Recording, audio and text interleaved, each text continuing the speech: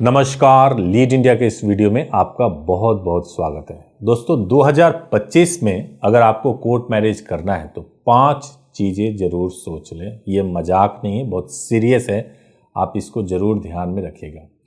होता ये है कि आप अगर यूट्यूब, गूगल या कई जगहों पर जाएंगे तो कोर्ट मैरिज या ऐसे सब्जेक्ट से अनेक वीडियोस या टॉपिक्स, ब्लॉग्स मिल जाएंगे आपको, लेकिन एक्चुअल चीज़ें बताने से बहुत सारे लोग हिचकते हैं। वही बातें बताते हैं जो सब कुछ फैंसी तरीके से होता है। आप इस वीडियो में जान पाएंगे कि 5 चीज़ तो ज़रूर सोच लीजिए अगर आप 2025 में कोर्ट मैरिज करने जा रहे हैं तो पहला चीज़ तो ये है कि स्ट्रगल ड्यूरिंग कोर्ट मैरिज। सबसे पहले चीज़ आपको यही सोचना है। देखिए, सब अच्छा हो जाएगा, आप अपने पार्टनर से मिलेंगे, शादी हो जाएगी, बाहर जाएंगे, आप जीवन भर के लिए एक हो जाएंगे।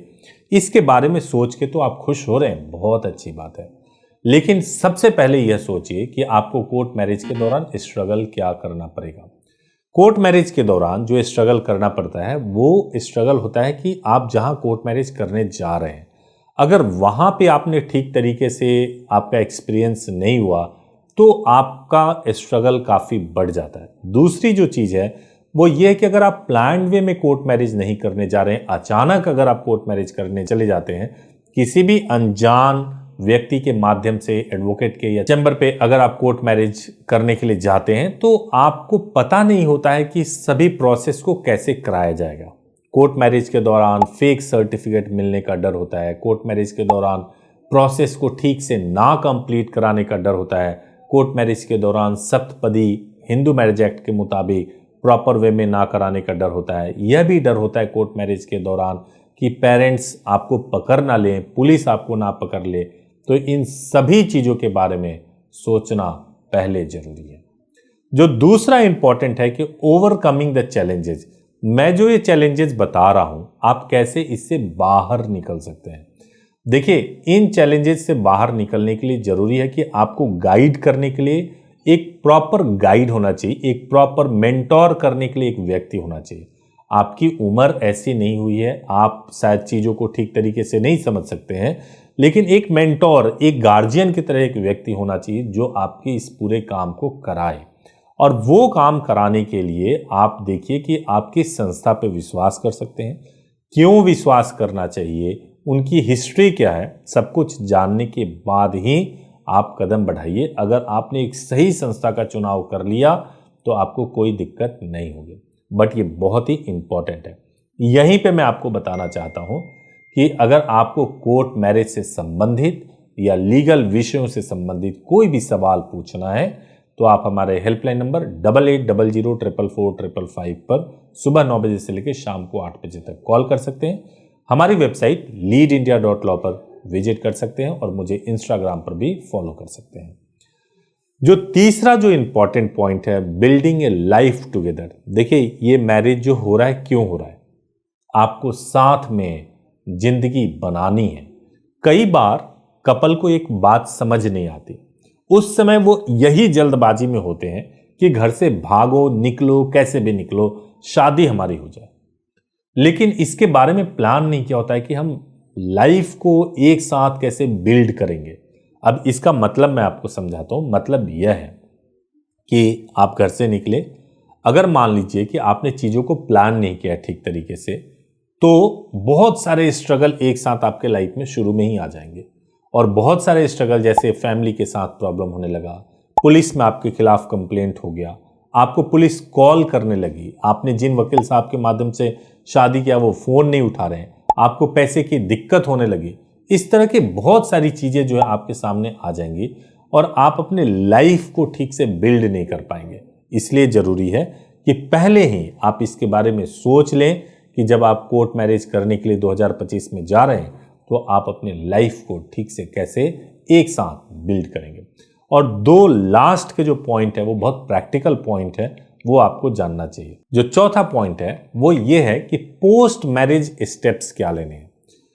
पोस्ट मैरिज स्टेप्स में कई लोगों के सिचुएशन अलग अलग होते हैं। जैसे पहला सिचुएशन ये है कि जब कोर्ट मैरिज हो जाएगा तो क्या मुझे साथ में, हस्बैंड और वाइफ को साथ में रहना है। नंबर 1, इनके लिए सॉल्यूशंस अलग तरीके से है। क्या शादी करके अभी हाइड करके रखना है और दोनों को अलग अलग रहना है, ये दूसरा सिनेरियो हो गया। तीसरा सिनेरियो ये हो गया, कोर्ट मैरिज होने के बाद से क्या मुझे अपने पति के घर जाना है, अपने ससुराल जाना है। जो चौथा चीज है कि कोर्ट मैरिज करने के बाद से क्या यह बेहतर रहता है कि काफी टाइम तक, हफ्ते 2 हफ्ते तक हम घर से बाहर ही रहें।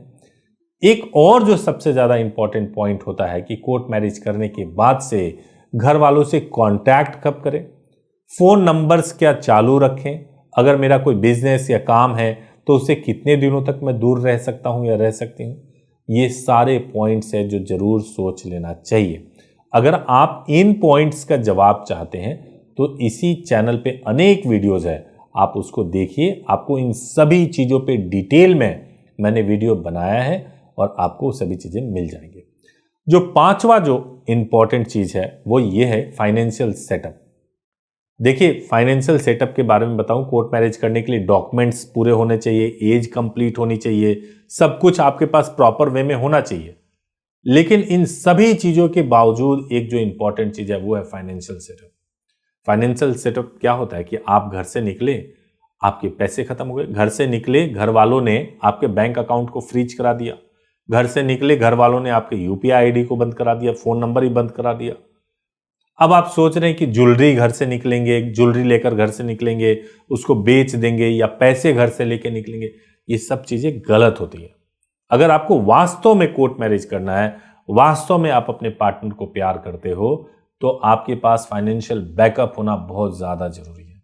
जैसे आप शादी के बाद से जॉब कहां करोगे, आप पैसे कितने लेकर के जा रहे हो, आपके पास 4, 5, 6 महीने तक का खर्चा चलाने के लिए पैसा है या नहीं, कम से कम। अगर कोई डिफिकल्टी हो गई तो लीगल प्रोसेस के लिए पैसा है कि नहीं है। अगर हाई कोर्ट जाना पड़ गया, सुप्रीम कोर्ट जाना पड़ गया, कुछ ज्यादा दबाव आपके ऊपर हो गया तो आप कैसे डील करोगे। कोई तबीयत खराब हो गई तो कैसे होगा। मैं आपको बताता हूं इंसिडेंट्स। एक कपल घर से निकले, ऐसे अनेक है इंसिडेंट, लेकिन एक आध में बता रहा हूं।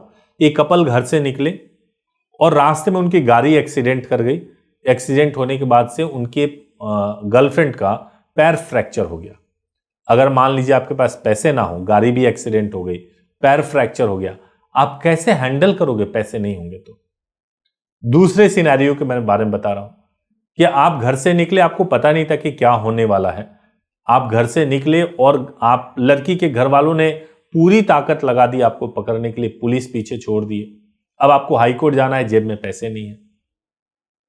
और भी सिचुएशन आपके सामने मैं बता रहा हूं कि एक तो ऐसा था कपल के साथ में सिनेरियो कि वो घर से उन्होंने सोचा कि जो पैसे रखे हुए हैं मैं उसको लेकर के चली आती हूं।